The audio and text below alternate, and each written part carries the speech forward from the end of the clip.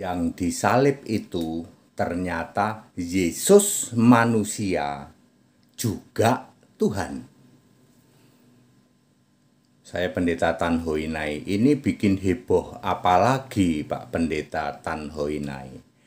Yang disalib itu Yesus manusia juga Tuhan. Loh kok bisa Pak? Efesus 2 ayat 15, dengan matinya sebagai manusia. Jadi yang mati di salib itu Yesus manusia. Betul.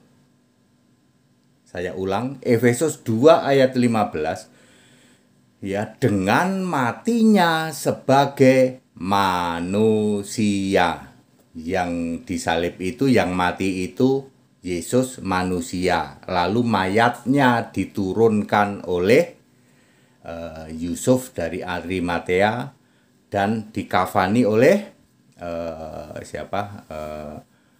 Nikodemus di dalam Yohanes 19 ayat 38 dan 40. Jadi yang mati di salib itu Yesus manusia, yang diturunkan mayat Yesus, Yohanes 19 ayat 38, lalu yang dikafani mayat Yesus, ayat 40. Bukan disamarkan Yudas, itu mah mukalab ya, IQ, itu dia ya. Jadi yang disalib itu Yesus manusia, betul 100%, betul. Bagaimana dengan yang disalib itu juga Yesus Tuhan? Betul 100%. 1 Korintus 11 ayat 26. Kita merayakan kematian Tuhan. Loh, yang mati Tuhan, betul. Tapi Tuhan fisik manusia. Jadi Tuhan itu ada dua pengertian. Satu sebagai fisik manusia, kedua sebagai roh. Yesus berkata, Yohanes 13 ayat 13, Aku guru dan Tuhan. Yang mengganti Tuhan dengan kurios, tak tendang kamu. Kurios itu bentuk jamak dari kuri. Kuri itu tuan, kurios itu tuan-tuan. Aku guru dan Tuhan. Artinya aku guru dan arkontas, bukan kurios. Yang ngomong kurios tak tendang kamu. Itu Septuaginta palsu. Kalau ada pendeta berani di samping saya, para pendusta berani berkata, Yohanes 13 ayat 13, Aku guru dan Tuhan, diganti menjadi aku guru dan tuan-tuan, kurios tak tendang kamu. Bahasa Jermannya tak gajul kamu. Jadi Yesus yang fisik manusia berkata, Aku Tuhan. Yes, sebab Tuhan itu adalah Allah yang sedang berkarya. Allah berkarya pernah jadi firman itu roh, pernah jadi Yahweh itu roh, kali ini jadi Yesus fisik manusia sekali-kalinya. Lalu nanti sebagai Yesus tubuh kemuliaan, sekarang sebagai anak domba. 4 itu roh semua, kalau sekali-kalinya sebagai fisik itu manusia. Dia disebut Tuhan, betul. Lalu Tuhan yang fisik manusia ini mati di salib, lalu menjadi Tuhan yang roh. Sebab 2 Korintus 3 ayat 17, Tuhan adalah roh. Anda ngerti nggak? Tuhan yang fisik manusia mati di salib, lalu bangkit menjadi Tuhan yang roh. Baru dengar ini Pak. Makanya kalau nanya ke Pendeta Tan Hoinai, siap-siap, kita baru pertama kali dengar ini Pak. Ternyata yang mati di salib itu Yesus manusia juga Yesus Tuhan. Anda yang mereduksi ya, Yohanes 13 ayat 13, Yesus berkata aku guru dan Tuhan, lalu kamu reduksi menjadi aku guru dan tuan ya, aku guru dan kurios, tak gajul kamu, tak tendang kamu. Yang benar aku guru dan arkontas. Tuhan itu bahasa Yunaninya arkontas. Kalau kuri itu tuan, kalau kurios itu tuan-tuan. Kalau ada PDT pendusta yang mengganti Yohanes 13 ayat 13. Aku guru dan Tuhan, kamu ganti dengan aku guru dan kurios Tuhan, betapa biadab kamu. Kamu layak ditendang. Begitu kalau pendeta Tan Hoi Nai. Jadi clear, yang mati di salib itu manusia apa Tuhan? Manusia benar, Tuhan juga benar. Baru kali ini Pak, betul ada ayat Alkitabnya, makanya siap-siap. Kalau nanya kepada pendeta Tan Hoi Nai, siap-siap. Baru denger, lalu bengong. Baru denger Pak, ternyata merayakan kita mengingat kematian Tuhan. 1 Korintus 11 ayat 26. Berarti Tuhan mati Pak, betul, Tuhan yang fisik. Tuhan yang fisik manusia mati, bangkit menjadi Tuhan yang roh. Bingung Pak, kalau bingung ngabur aja. Gak usah nanya ke pendeta Tan Hoi Nai. Simpel toh penjelasannya, didukung ayat Alkitab, gak bisa bantah, gak bisa dibantah. Very very clear. Jadi yang mati di salib adalah Yesus manusia, yes, benar 100%. Efesus 2 ayat 15 dengan matinya sebagai manusia. Telah membatalkan hukum Taurat dengan segala perintah dan ketentuannya. Yang mati di salib juga Yesus Tuhan, benar 100%. Tapi Yesus Tuhan yang fisik manusia. Masalahnya kalian tidak paham bahwa Tuhan itu ada yang fisik, ada yang roh. Hanya pernah terjadi pada tahun 30 sampai 33 Masehi. Pernah terjadi Tuhan itu fisik, pernah terjadi. Sebab Yesus sendiri yang berkata, aku guru dan Tuhan. Lalu yang mati di salib Tuhan juga Pak. Tuhan gak apa-apa. Tapi Anda harus paham.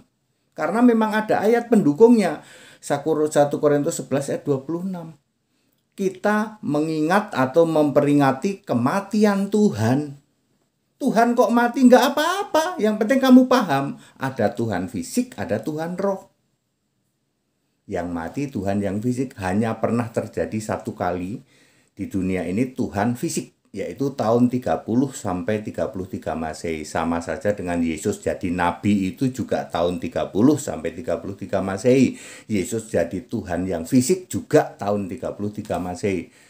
Yesus jadi Mesias yang fisik, jadi Kristus yang fisik, jadi anak Allah yang fisik juga tahun 30 sampai 33 Masehi. Cuman 3 tahun. Dalam pelayanannya. Semua yang fisik ini akhirnya bangkit menjadi roh. Mesias dari fisik berubah roh. Kristus dari fisik berubah roh. Anak Allah dari fisik berubah anak Allah yang roh. Tuhan yang fisik berubah menjadi Tuhan yang roh. Clear toh? Semua ada ayatnya. Anda paham? Jadi anak Allah itu ada dua, ada yang fisik, ada yang roh. Tuhan itu juga ada dua, ada yang fisik, ada yang roh. Kristus itu juga ada yang fisik, ada yang roh. Mesias juga ada yang fisik, ada yang roh. Yang tidak bisa menjadi fisik adalah Allah. Allah nggak bisa jadi fisik. Roh Kudus tidak bisa jadi fisik. Juru selamat tidak bisa jadi fisik. Jadi Yesus tidak mungkin disebut Allah selama jadi fisik. Tidak mungkin disebut roh selama jadi fisik. Yesus tidak mungkin disebut juru selamat selama ketika jadi fisik. Clear toh? Very very clear. Jadi Anda yang masih debat mukalab, debat sama Tritunggal. Sama-sama tumpul pikirannya. Mukalab juga tumpul pikirannya. Yesus yang mati itu fisik apa Yesus manusia apa Yesus Tuhan? Namanya juga orang tumpul pikirannya. Ketemu debat sama Tritunggal, sama-sama tumpul sama ketemu tumpul, berjam-jam kakak beres-beres. Sama HTD 1 menit. Begitu dijawab, Yesus yang mati di salib itu manusia apa Tuhan Pak Pendeta HTD? Tuhan juga benar, manusia juga benar. Ya Pak, manusia juga benar. Bengong dia, reaksi pertama saja bengong. Ketika disebutkan ayat, ampun deh udah gak bisa bantah lah, ayat Alkitab kamu mau bantah, gak bisa dong. Ya, itu gunanya kita paham Alkitab, dibuka pikiran, mengerti kitab suci. Lukas 24 ayat 45, 2 Korintus 3 ayat 4 14. Kalau pikiran kita masih terselubung, selubung itu kan roh iblis, Pak. Roh iblismu tidak kamu lepas. Kamu masih setia nyembah Bapa. Ya roh iblisnya enggak itu yang bisa membuka siapa? Cuman Kristus loh. 2 Korintus 3:14 yang bisa menghilangkan, melenyapkan selubung itu cuman Kristus. Yang bisa membuka pikiranmu mengerti kitab suci cuman Kristus. 34 tahun saya jadi Tritunggal, tumpul itu pikiran. Tapi begitu percaya Yesus Kristus, penyembah Yesus Kristus, langsung celing. Anda pernah dengar nggak? Yesus yang mati itu manusia iya, Tuhan iya. Pernah dengar nggak? Nggak pernah, Pak. Lah itu ayatnya ada semua. Kenapa dulu kami tidak dibuka, Pak? Kami juga membaca ayat itu. Nah, selubungmu itu loh, roh iblismu itu loh, bapak iblismu itu loh, yang nggak hilang dari pikiran kamu.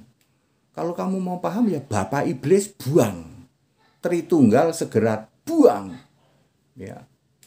Selama kamu masih nyembah Tritunggal, masih menyembah bapak iblis, ya, masih jadi coward gitu. Beraninya cuma ngomong Yesus itu Tuhan dan Juru Selamat. Nggak berani bilang Yesus Allah ya. Nggak berani, Pak. Kalau Allah tetap bapak iblis, itu dia yang menyebabkan pikiranmu tumpul, ya itu.